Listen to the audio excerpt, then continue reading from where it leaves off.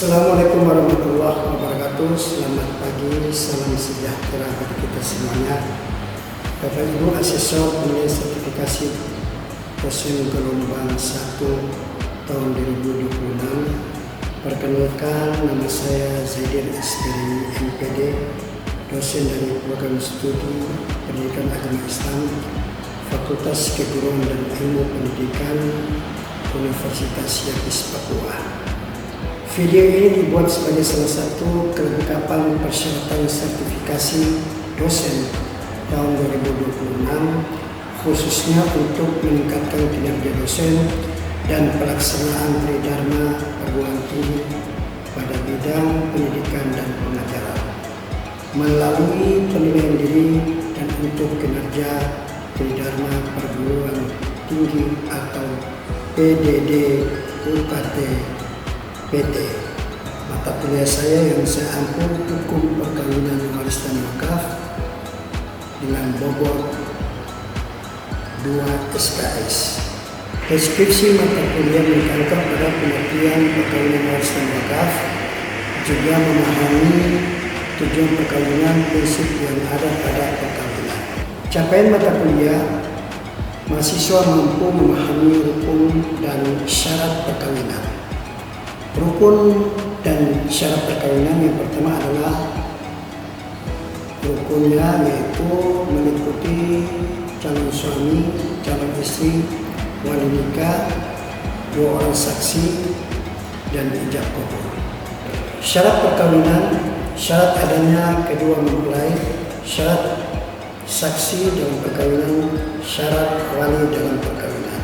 Aspek penilaian dalam mata kuliah ini terdiri dari kehadiran 15%, tugas individu 10%, tugas kelompok 10%, UTS 25%, dan UAS 40%. Adapun referensi yang saya gunakan, yang pertama Abdurrahman Ghazali, Fikih Muamalah, Kencana Pranada Media, Jakarta 2010. Yang kedua adalah Abdul Ghafir Ansori, Hukum Perkawinan Islam, Perspektif Fikih dan Hukum Positif, Pres Yogyakarta 2011. Dan beberapa referensi pendukung yang terkait tentang mata kuliah saya, yaitu Hukum Perkawinan Waris dan Wakaf. Secara umum, hard skill mampu menerapkan ibadah yang baik dalam kehidupan serta berpikir logis, kritis, sistematis, dan inovatif dalam mempelajari urgensitas perkawinan waris dan wakaf. Mampu memahami, mengidentifikasi, menjelaskan, menganalisis, dan mengkritisi berbagai hal yang terkait dengan perkawinan, waris, dan wakaf, sehingga mahasiswa mampu memahami, menguasai, dan menjelaskan berbagai hal tentang perkawinan, waris, dan wakaf, memahami pengertian perkawinan, tujuan, prinsip, dan lain-lain. Adapun metode pembelajaran yang saya gunakan itu, yang pertama metode ceramah atau penyampaian materi, yang kedua adalah tanya jawab, yang ketiga diskusi kelompok, yang keempat pemberian tugas. Berikut video proses pembelajaran pada mata kuliah perkawinan waris dan wakaf dengan materi rukun dan syarat perkawinan. Selamat menyaksikan. Bismillahirrahmanirrahim. Assalamualaikum warahmatullahi wabarakatuh.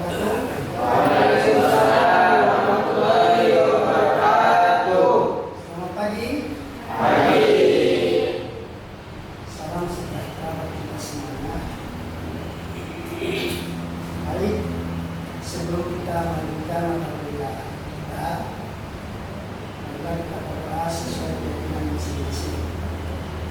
Berdoa mulai.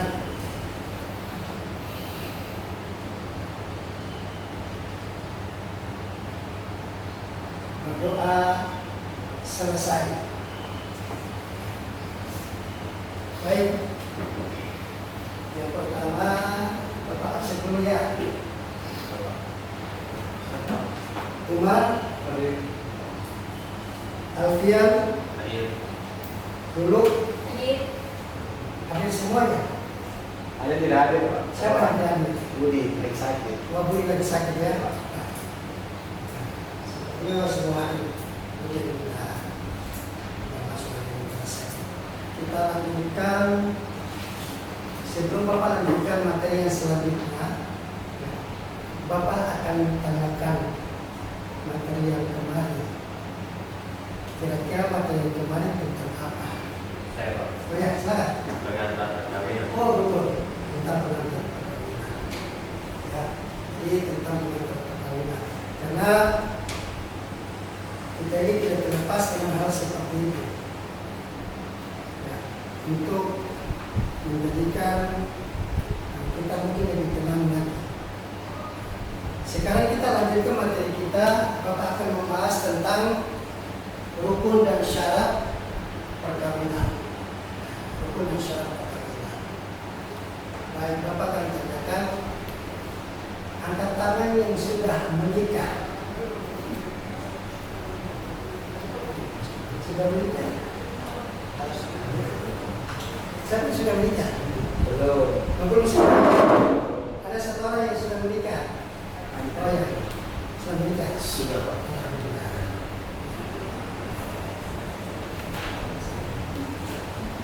Kalau orang mau menikah itu biasanya itu sudah sebelumnya kan taruh dulu ya. Sebelumnya taruh dulu ya, perkenalan dulu. Karena orang tidak mungkin langsung menikah, tidak mungkin langsung Bapak katakan saya mau menikah dengan kamu. Kalau orang tidak tahu dia tidak akan mau siapapun orangnya. Jelas itu biasanya itu yang pertama PDKT dulu. Ya, apa itu PDKT? Pendekatan. Yang kedua setelah PDKT biasanya handphone, tentang HP-nya. Kalau mungkin waktu yang sedikit ya biasanya dilanjutkan dia. Selanjutnya kalau cocok, kalau sudah nyaman, kira-kira apa yang kita lakukan? Kalau sudah nyaman, kalau sudah cocok, maka kita menuju ke jenjang pernikahan. Jadi kalau jenjang pernikahan itu tidak langsung menikah, akan tetapi ada rukun dan syarat perkawinan. Rukun dan syarat perkawinan. Yang pertama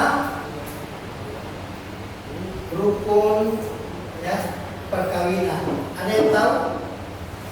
Calon suami, Pak. Oh, calon suami. Oke. Oke, Pak. Iya, silakan. Yang kedua adanya calon istri. Oh, calon istri. Berarti kalau ada calon suami pasti ada calon istri. Tidak mungkin ada hanya calon suaminya. Istrinya mana? Pasti ditanya. Ya. Selanjutnya mungkin ada yang tahu? Adanya wali nikah. Oh, wali nikah. Jadi kalau kita mau menikah itu harus ada wali nikahnya. Ya. Ada calon suami. Kemudian ada calon istri. Tapi siapa yang mau kasih nikah? Tidak ada. Nah, maka wali.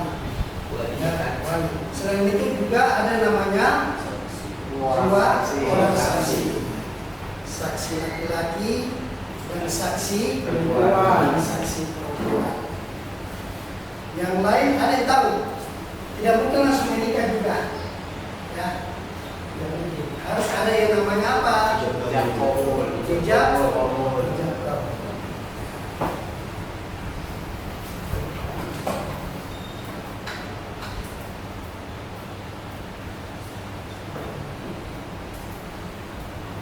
Ya, Bapak simpulkan di sini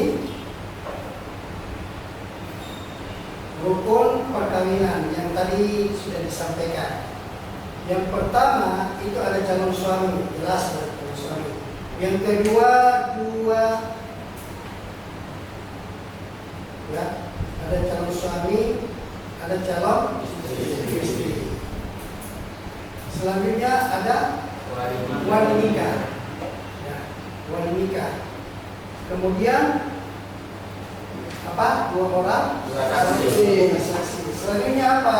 Jejak kabul. harus saya nikahkan maunya Aminah binti Sarudin dengan mas kawin seperangkat alat sholat dibayar tunai. Kemudian laki-laki menjawab, saya terima nikah dan kawinnya Fitriani binti Sarudin dengan mas kawin seperangkat alat sholat dibayar tunai. Nah, ini kira-kira siapa yang akan menjawab sah? Ya, tidak berpengaruh itu di luar, tidak berpengaruh. Meskipun di luar itu berteriak sah, ya, maka ditanyakan saksi itu bagaimana. Saksi yang pertama sah, saksi yang kedua sah. Kalau sah di situ berarti Pak Imam tinggal baca doa.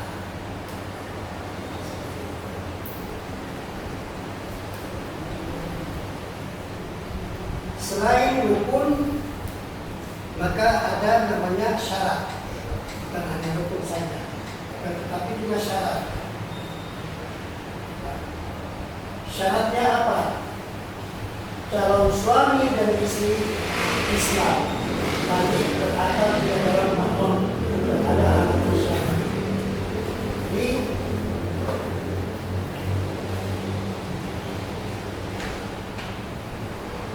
nanti ada materi bapak itu tentang ya pernikahan beda agama. Nah, kalau di Indonesia ini tidak ada pernikahan beda agama. Ya, Imam tidak berani menikahkan. Itu satu akidah, ya satu akidah. Jadi umpamanya Nasrani ya dengan Islam mau menikah sama-sama suka, maka di dalam undang-undang itu tidak boleh karena dia menikah beda agama. Itu tidak boleh menikah. Wali nikah laki-laki Islam balik berakal adil sesuai perintah. Wali nikah laki Islam balik berakal adil sesuai perintah. Saksi nikah dua laki-laki muslim adil balik. Jadi kalau cari saksi itu jangan cari saksi yang ya artinya tidak sepakat dengan pernikahannya. Maka dia bisa menggagalkan. Kenapa bisa menggagalkan? Karena dia bilang saya punya mantan, saya punya pacar ini. Kenapa ada yang menikahi? Jelas dia tidak akan mau. Ya, saksi namanya saksi itu keluarga yang terdekat kalau bisa. Karena dia akan menjadi saksi ya, dunia dan akhirat. Ijab kabul, ya. Nah ini yang menentukan ijab kabul. Kalau tidak ijab kabul maka pernikahan itu tidak sah. Ijab kabul itu karena itu salah satu syarat perkawinan. Umpamanya lafaznya jelas harus lafaznya, ya lafaznya jelas dalam satu majelis, tidak ada syarat yang merusak akad. Umpamanya lafaznya tidak jelas, karena ada yang biasanya kalau pada saat menikah itu mungkin dari awal itu kita baca doa, itu berpengaruh, ya, berpengaruh. Umpamanya dia ucapkan asyhadu an la ilaha illallah, ya, dia ucapannya tidak jelas, ya. Kalau dia asyhadu an la ilaha illallah, umpamanya dia tidak jelas, ya. Nah, maka itu batal, disuruh ulang, ya. Astagfirullahaladzim. Dia jawab Astagfirullahaladzim. Biasa kalau sesuai dengan tuntunan yang ada ustadz yang kasih nikah itu biasanya itu tidak disuruh ulang, dia mengulang. Jawabu lafaz jelas dalam suatu majelis, tidak ada syarat yang merusak. Dia tidak boleh salah, ya. Dia tidak boleh salah. Maka ketika dia ucapkan ijab kabul saja, saya dan tadi Pak Imam sampaikan, saya terima nikah dan kawinnya. Umpamanya laki-laki menjawab, ya itu umpamanya terputus. Kalau dia terputus maka ya itu tidak biasa. Baik, selanjutnya Bapak akan memberikan suatu yang ada rukun dan syarat perkawinan. Ya, Bapak lagi apa kalian tadi paham atau tidak. Langsung diisi, Bapak kasih waktu kurang lebih 10 menit. Ya, ini tentang kasar. Ya, apakah mengerti apa yang Bapak sampaikan tadi? Tolong baca, mohon maaf.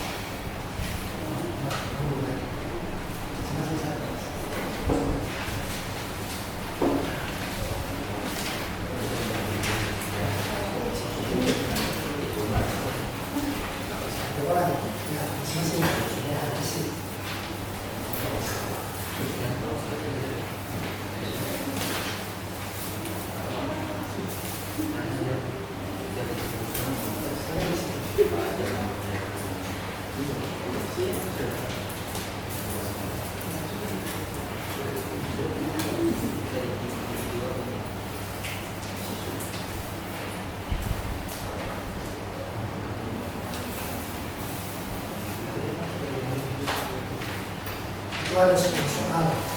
Ada 10 soal.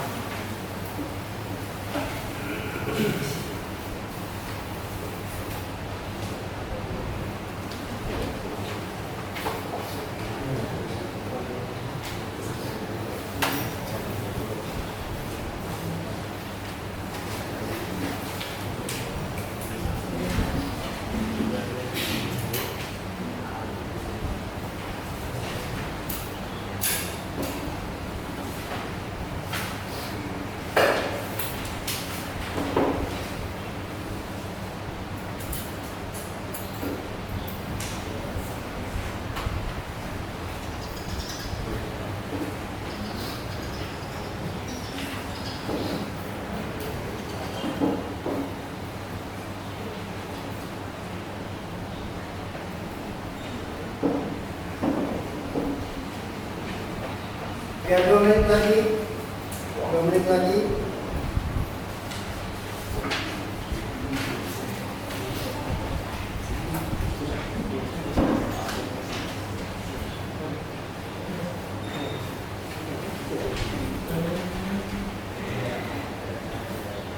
Lagi.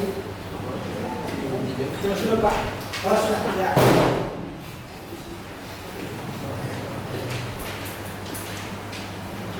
Sudah.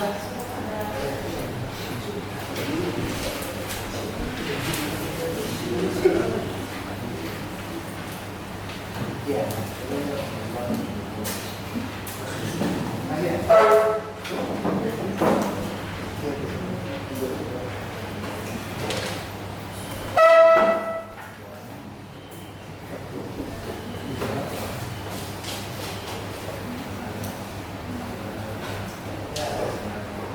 Pertama, hukum acara perkawinan ini dari mana mudah-mudahan yang termasuk hukum perkawinan menurut hukum Islam adalah, ini pertanyaan satu untuk semuanya. Terima kasih. Apa mengulang? Satu, termasuk hukum perkawinan menurut hukum Islam adalah A.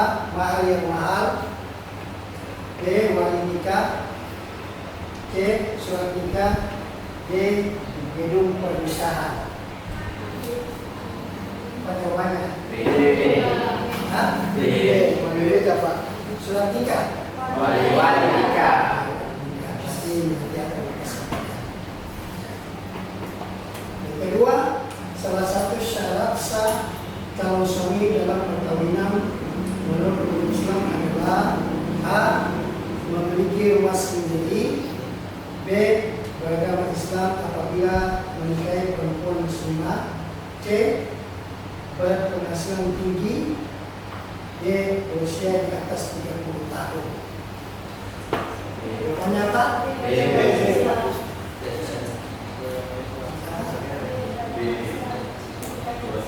Beragama Islam apabila menikahi perempuan muslimah. Ini ada jawaban yang lain. Ada. Sudah Pak.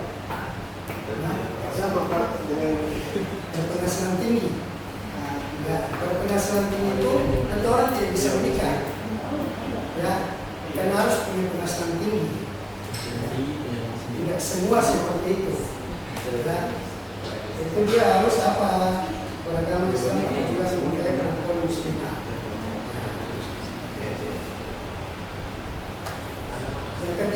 pernikahan dalam Islam dinyatakan sah apabila terdapat ijab dan kabul dilakukan. A. Melalui pesan singkat. B. Secara jelas dalam satu majelis. C. Setelah resepsi pernikahan. D. Setelah dicatat di kantor desa. B. Secara jelas dalam satu Majelis. tiga pertanyaan. Kita lanjutkan materi kita pada kesempatan kali ini. Semua tepat berarti mengerti apa yang Bapak sampaikan. Kemudian hikmah memenuhi rukun dan syarat. Apa hikmahnya? Ya, hikmah memenuhi rukun dan syarat. Yang pertama, menjaga keabsahan akad nikah. Yang kedua, memberikan kepastian hukum.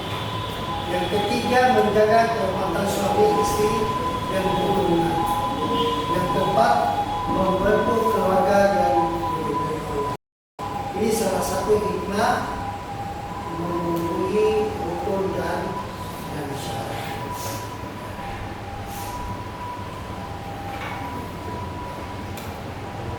Kesimpulannya apa di sini? Ya. Rukun nikah, unsur pokok yang wajib ada. Syarat nikah, aturan yang harus dipenuhi agar sah. Memenuhi keduanya, rumah tangga sah, harmonis diridhoi Allah. Salam sehat. Baik, mungkin apa yang Bapak sampaikan pada kesempatan ini dimengerti ya semuanya. Ya. Kalau dimengerti, nanti bisa ditanyakan. Tapi sebelumnya, ya Bapak mungkin bisa dicatat di situ. Bisa dicatat, Bapak kasih tugas, ya, kasih tugas, ya, Bapak kirim ya. Di sini ada materinya, nanti Bapak kirim, ada tugas nanti kirim ke mana?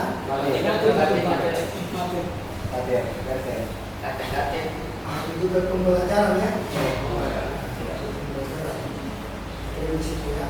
Semuanya itu Bapak kasih waktu kalau bisa besok dikirim.